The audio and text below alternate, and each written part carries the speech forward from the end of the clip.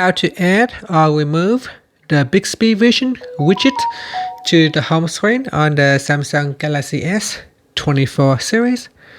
First, tap on the home button to go back to the home screen. And on the home screen, touch and hold.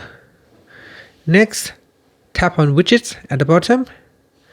Now in here we scroll down and then tap on Bixby Vision.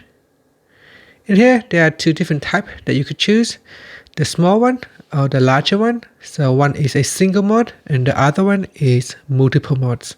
So touch and hold to one of the widgets and then drag and drop it on the home screen.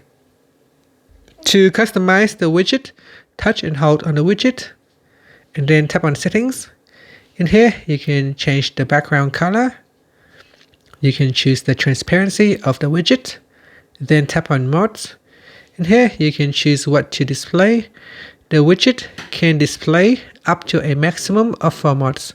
So here we can select translate, text, screen describer if we are using scene describer. Otherwise we can choose object identifier or text reader. Then tap on done. And then tap on saved.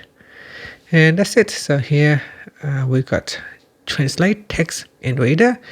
If you want to add in more modes, you can simply add 2 widgets instead.